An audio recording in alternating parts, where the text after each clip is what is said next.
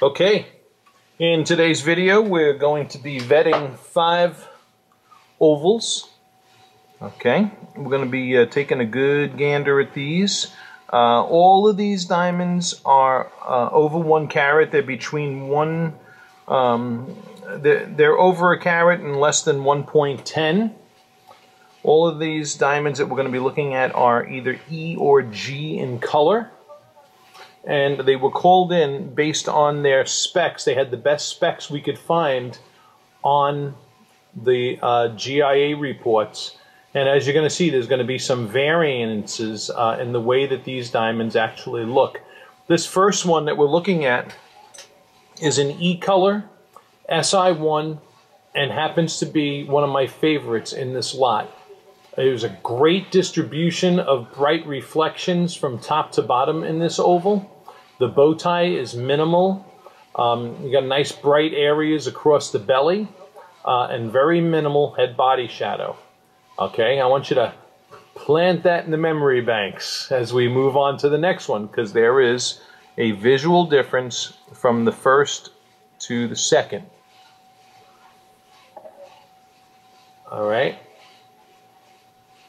I don't know if we're gonna catch it. We should be able to catch it here in the video, but see how much darker this one goes on top. Okay, so this next diamond in the lot is another ESI1.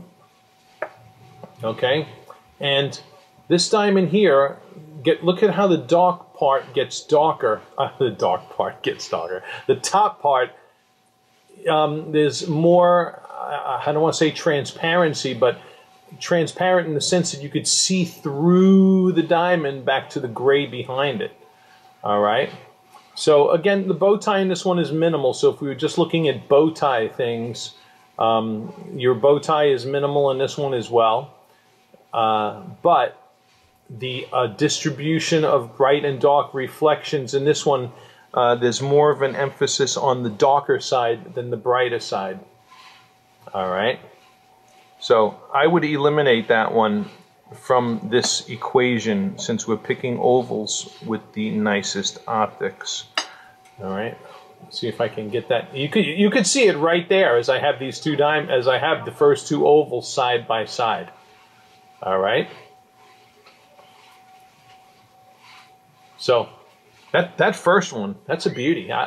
That's one, if I was buying an oval, I'd buy that one. This third one, similar kind of situation to the second, although maybe not as pronounced. Let me get a good. One thing with ovals in these trays is that they don't always sit good in these trays. They're always tilted. All right, but here it is when I hold it in the tweezers. So the darkness on top is not like, it's not so terrible of an emphasis like it was in the last one. So there's this one looks more evenly distributed. But if push came to shove, my money would still be on the first one. Okay. This isn't bad though. This one isn't bad, but I still like the first one the best. All right, and this third one that we're looking at here happens to be a GVS1. All right. Now, this next one, which is a GVS2, this one, as I was doing my initial inspection of these ovals, I also really liked. Let me get a good hold on this guy.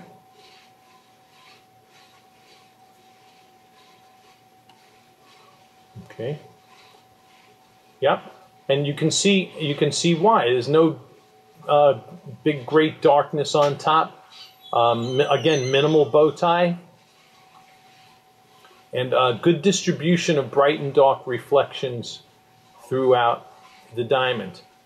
All right, I may move this one in as number 2 so that we can compare 1 and 2. A more direct comparison between my 2 favorites here in the video. All right. All right, and you people watching me on YouTube, yeah, I know I need a manicure. Don't remind me. So that was number 4. And then lastly, the 5th one is another VS1-SI1.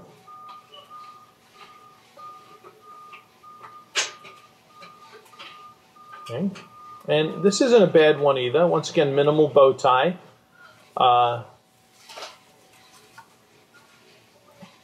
It gets a little dark on top, though. It gets a little too dark on top for my taste. All right. Not terrible. Not a train wreck. Probably not as bad as the second one that we looked at. But I like options 1 and 4 the best personally in this lineup. This one's going to have a little bit too much light leakage for my taste, this one. So what we're going to do here, I'm going to make a little rearrangement of the diamonds. I'm going to take that 4th stone, which was the GVS2. I'm going to move the others down 1.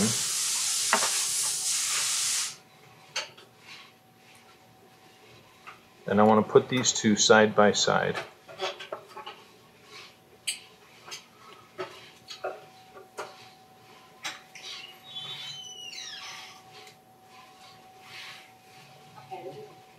And let's see how these look.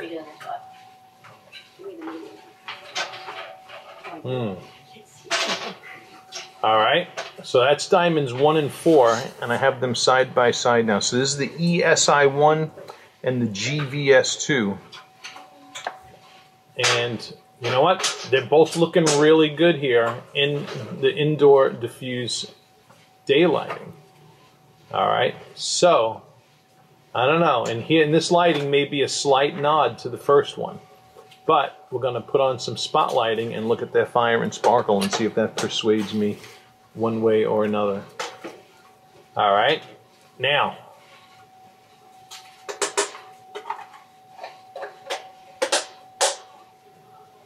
when it comes to the fire and sparkle of these, all right, I think number 1 is giving me, you know, it's doing more of the twinkle thing.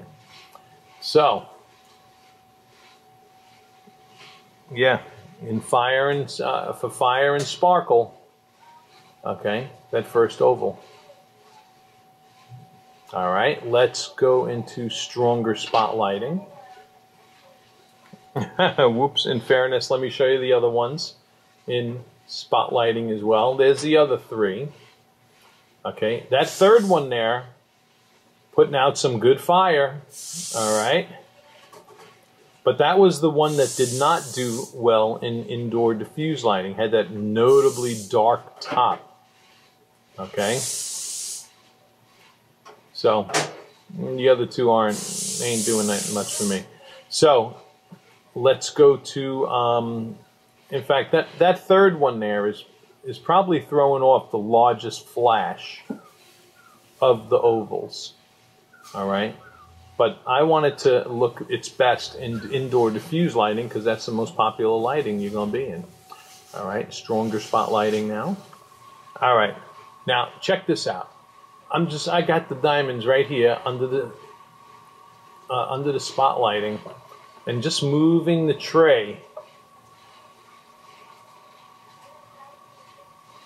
You know, look at that first one lighting up. Hot dog, that is nice. Okay, now that's just at a tilt angle. Here's when we position them face up. Okay. Those first 2 ovals really, really, really are nice. That one, great fire across the belly again. Okay. We're going to see. We're going to take these into natural daylighting in a second. So, if it does well there, well, maybe that would change my mind. But right now, you know. So I only like this one in spotlighting really so far. All right.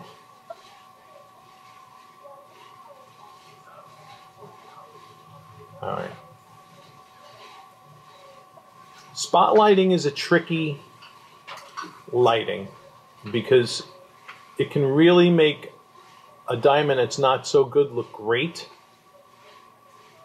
And the most popular lighting is your diffused. So you always want to make you just look at that first one though. That one's just singing. So that diamond in every lighting environment is just really kicking butt. Daddy likes.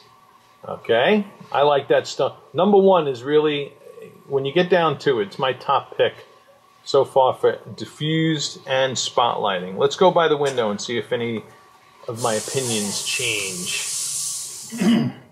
All right, so here we are by the window now. And I just got to be painfully honest with you here. As I look at these two side by side now, this is the VS1, that diamond number 1 from, you know, when we started. This was diamond number 4 from when we started, but I made it number 2, and is the GVS2.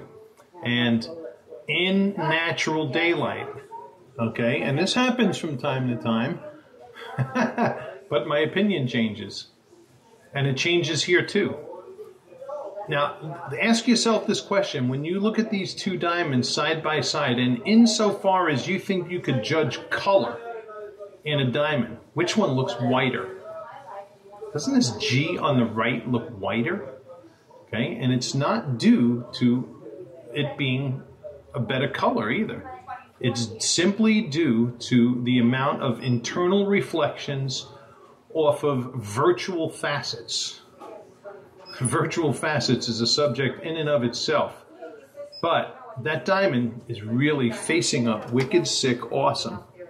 All right? And in natural daylighting, I'm tending to lean towards that one now. All right? So you're going to want to watch this video once or twice. But now I'm leaning towards this GVS2 on the right. All right? And when tomorrow, listen, there's one other oval coming in that I wanted to include in this video, and it was mistakenly returned. It was a 1-carat DVS1 I had in a video last week, and we're going to compare it to these two diamonds here again. We're going to look at them, all three of them. All right? Unless you tell me you want to see one of the other ones. Just for the sake of looking, and I called these in for you, we're going to look at these other 3 options here by the window also. I'm leaving this one out as kind of like a standard, all right? So let's go on, let's move on. All right, so on my left-hand side again is the GVS2. This one here is that other VS1. And look at how the diamond, this is that one that distinctly went dark at the top. And look at the top of this diamond. You can almost see it almost looks like a brownish hint color on the top and bottom, but it's absorbing more color because of that extraneous light leakage. Okay, very interesting here, how a G color can face up whiter than an E color when its optics are not equal. All right, so. Once again, not a complete train wreck, but still, I would absolutely still go with that one. All right. Very interesting comparison. All right, let's go on to the next. Okay, so here again is that GVS2 in my left hand. This is the GVS1 in my right hand. And I'm going to tell you, this diamond looks better in daylight than it did in the indoor lighting. All right. So if I was making my judgment solely on natural daylighting, this would be in a running, but it didn't do as well in the indoor lighting environments. All right. But still, that's not a bad oval. That's not a bad oval at all, and that's the GVS1. All right, and then let's go to the last one. Okay, and then here was the last one, which was another VS1. All right, and admittedly, this one also looks better in natural daylighting than it did in the indoor lighting. which is, listen, this is why we shoot them in all the different lighting environments. We want to see which diamonds are going to have the most consistently best optics, from indoor diffuse all the way to indoor spotlighting and natural daylighting. Alrighty, so that's going to wrap up this clip for today. And you got I'm still going to side with those first two options, okay, as my two favorites. That the first VS1 that I showed you that I like, and I still do like, and also this GVS2 that I really, really like also. Beautiful, bright oval, great example. All right, and hit subscribe, you guys out there who want to learn more. Bye-bye.